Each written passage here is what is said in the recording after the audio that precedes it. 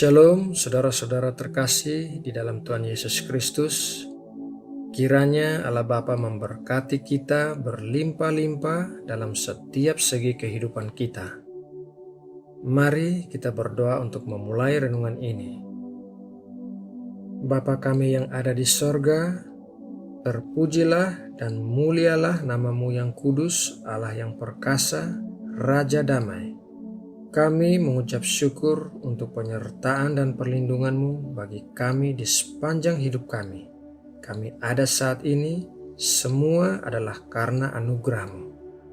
Terima kasih Bapa. Sekarang kami mau masuk dalam saat teduh, kami mau mendengarkan firman-Mu. Berkatilah kami dengan urapan yang baru dan segar, yang senantiasa menguatkan kami. Dalam nama Tuhan Yesus Kristus kami berdoa dan mengucap syukur. Amin. Saudara terkasih, kritik pastilah bukan sesuatu yang baru dalam hidup kita. Setiap orang pasti pernah dikritik oleh orang lain. Berbuat benar saja bisa menerima kritikan. Apalagi kalau berbuat salah, sudah pasti akan menerima kritikan. Sebagai anak-anak Tuhan, bagaimanakah sikap kita yang benar untuk menghadapi kritikan yang diarahkan kepada kita? Mari kita belajar dari Daud ketika menghadapi Goliat dalam 1 Samuel 17 ayat 25-30. Demikian tertulis, "Berkatalah orang-orang Israel itu, sudahkah kamu lihat orang yang maju itu?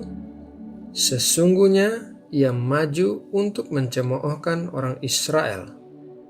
Orang yang mengalahkan dia akan dianugerahi raja kekayaan yang besar. Raja akan memberikan anaknya yang perempuan kepadanya, dan kaum keluarganya akan dibebaskannya dari pajak di Israel." Lalu berkatalah Daud kepada orang-orang yang berdiri di dekatnya, "Apakah yang akan dilakukan kepada orang yang mengalahkan orang Filistin itu dan yang menghindarkan cemooh dari Israel? Siapakah orang Filistin yang tak bersunat ini sampai ia berani mencemoohkan barisan daripada Allah yang hidup?"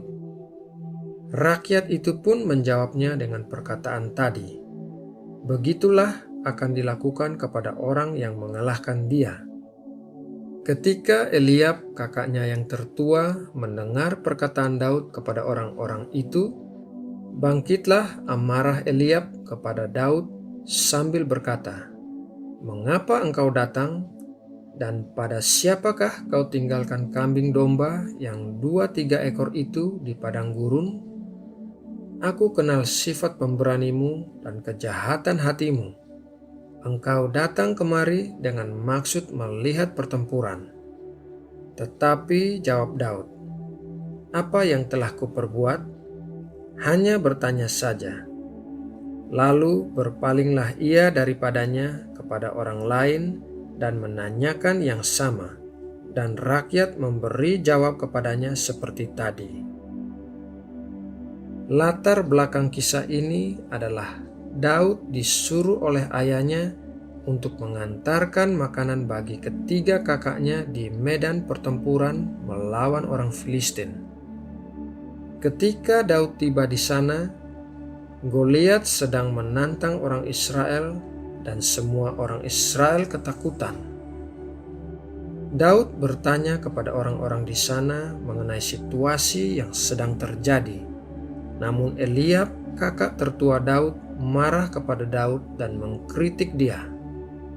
Saudara terkasih, ketika seseorang mengkritik kita, ada 2 tujuan dari kritikan itu, yaitu yang pertama adalah mengoreksi seseorang dengan tujuan agar bisa menjadi lebih baik.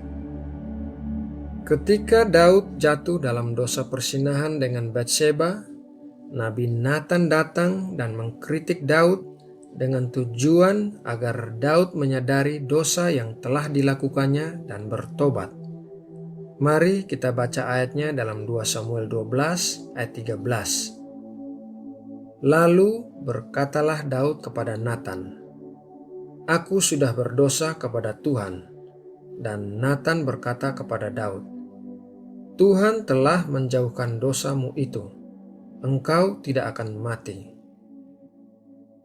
Tujuan kritik yang kedua adalah menjatuhkan moral seseorang karena alasan iri hati, cemburu, ketidaksukaan, dan lain sebagainya. Eliab mengkritik Daud dengan alasan-alasan ini. Kita bisa menduga pasti ada ketidaksukaan Eliab kepada Daud karena Samuel mengurapi Daud sebagai raja Israel, bukan mengurapi Eliab, padahal Eliab adalah anak sulung. Mari kita baca dalam 1 Samuel 16 ayat 6-7. Demikian bunyinya. Ketika mereka itu masuk dan Samuel melihat Eliab, lalu pikirnya, "Sungguh di hadapan Tuhan sekarang berdiri yang diurapinya." Tetapi berfirmanlah Tuhan kepada Samuel, "Janganlah pandang parasnya atau perawakan yang tinggi, sebab aku telah menolaknya. Bukan yang dilihat manusia, yang dilihat Allah. Manusia melihat apa yang di depan mata, tetapi Tuhan melihat hati." Saudara terkasih, ketika ada kritikan yang ditujukan kepada kita, kita harus meminta hikmat kepada Tuhan. Apakah orang yang menyampaikan tersebut memiliki tujuan mengoreksi kita agar kita bisa menjadi pribadi yang lebih baik, ataukah orang yang menyampaikan kritikan tersebut memiliki motivasi yang tidak benar terhadap kita? Ketika Daud dikritik oleh Eliab, Daud tidak melayaninya karena Daud tahu bahwa kritikan itu tidak benar, melainkan berdasarkan ketidaksukaan Eliab terhadapnya.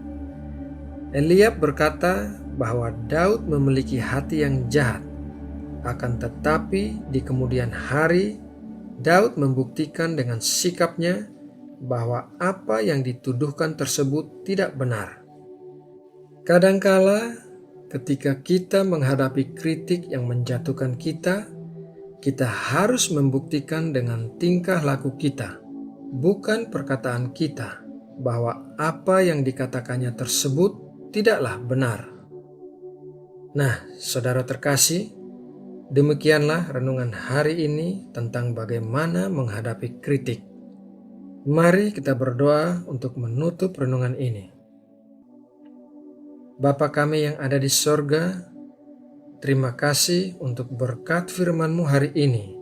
Kami mau selalu mengingat untuk bereaksi dengan benar terhadap orang-orang yang mengkritik kami. Tolong berikan kami hikmat untuk bisa membedakan dengan tujuan apa kritik itu disampaikan. Apabila orang yang mengkritik kami bermaksud menjatuhkan kami, maka kami mengampuni mereka atas apa yang mereka lakukan.